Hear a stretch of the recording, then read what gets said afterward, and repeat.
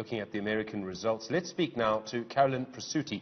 She's a senior correspondent for Voice of America. She's actually in Delaware, the home state of the presidential contender, the former Vice President Joe Biden. Carolyn, good afternoon to you, our time. I imagine still very much good morning your time. The picture from where you are at the moment about the elections across the country, how would you describe it? My goodness, well, Americans are waking up this morning. You can see the sun just came up behind me, and they're thinking nothing changed from last night when I went to bed, right? Because the election still isn't decided. We still don't know if Donald Trump will remain in the White House or if former Vice President Joe Biden will move into the White House. You know, it's all going to come down to what you said, those swing states.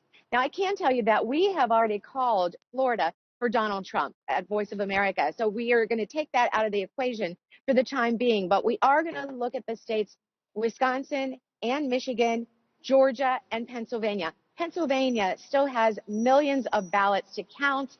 They've been working overnight, 24/7, trying to get those early ballots counted. Now, I also heard a national elections official just speak, and he said, keep in mind, we had 100 million early votes in this country, unprecedented number, right? We have 130 million ballots already counted. That doesn't jive with how many people came out in person. So there are many, many more million ballots to be counted. And that's an interesting figure, 100 million and 130 million there. So that just lets you know how many more ballots are to be counted. But then for President Trump to come out and say, let's stop counting votes, and he's taking it to the U.S. Supreme Court, at which point Biden came out and said this is unprecedented, and he called it outrageous. He said you cannot strip Americans of their voice. So there is going to be a lot of discord in this country for the time being until we sort out all the numbers. I mean, definitely the result of this election does rely on those swing states that still have a lot of ballots to be counted.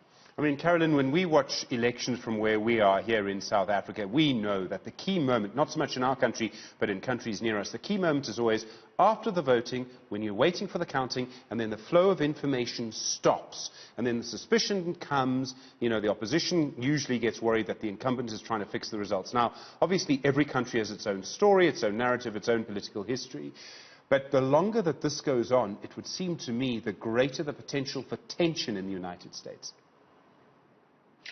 I have heard a lot of experts express concern about that, like you have said. The longer it goes on, the more disinformation can infiltrate our communication process, if you will, just what we're reading, what we're watching, what we're tweeting, who's tweeting what, who's posting what. And so that is a concern. It would be, you know, in a perfect world, we'd have an answer. But it's not perfect. I think the coronavirus affected everything.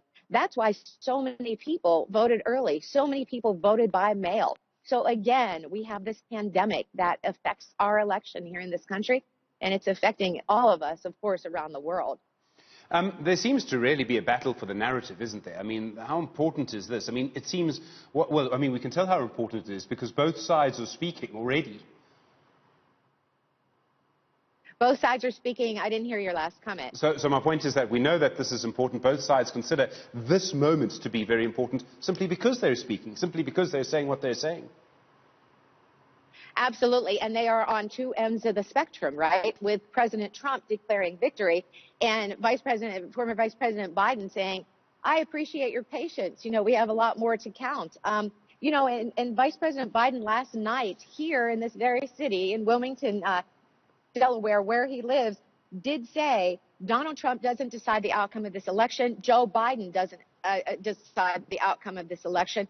The American people decide the outcome of this election. So keep in mind, when we are watching these ballots being counted now, nobody's voting anymore, right? The voting is over. It's just a matter of counting. And the ballots that are out now are these write-in ballots, you know, the ones that were mailed in, the absentee ballots, and those tend to just skew more Democratic. However, a lot of the counting hasn't been done with the rural votes, and those skew for the Republicans. So we still have a balance. We really can't predict whom those votes will go toward. Will they go toward the Democrat, Joe Biden, or the Republican, Donald Trump? We'll just have to see. And can I mention one more thing, though, Stephen? Interesting, just little fact for you about Wilmington, Delaware. Delaware always, for centuries, has had this tradition of a return day. It's years and years ago when the returns from the election wouldn't be counted until the Thursday after Election Day, so 2 days after, right? For this country, it would be tomorrow. Well, it seems like maybe we can actually have that party again, and it will actually take place tomorrow. Now, because of the coronavirus, Delaware isn't having an all-out party, but they will do one symbolic thing, and that is they literally take a hatchet, an axe, and they bury it. And what that means is whether you were on this side of the political end or this side, we're going to bury the hatchet, we're going to forgive everything, and we're going to remain friends, and we're going to move forward. We can only hope that that happens all over this country as of Thursday or the end of the week. I think everyone in South Africa will be hoping it does happen in your country. Carolyn, just very quickly, I mean, you're in the city where Joe Biden was speaking this morning. How did he look to you? If I may say, to me, he looked a little tired. I think both men are very tired. This has been a long, tolling campaign. You know, they're not young. They're both in their 70s. Not that that's old, but it's a grueling schedule. The campaign in this country lasts months and months, you might say even years. But, you know, for Donald Trump, he spoke 6 different times the day before the election. That's unbelievable. 6 different rallies in 5 different states. You know, it's just that their energy has to be like, okay, they probably both want it over, but it's a matter of making sure that everything's right, making sure that the votes are counted, making sure the Americans have their say in whom should be the next president of the United States. Carolyn Presutti, I really appreciate the time. I hope you get some sleep. I can't imagine when that's going to be. Thank you very much indeed. A senior correspondent for Voice of America on the ground for you today in Delaware.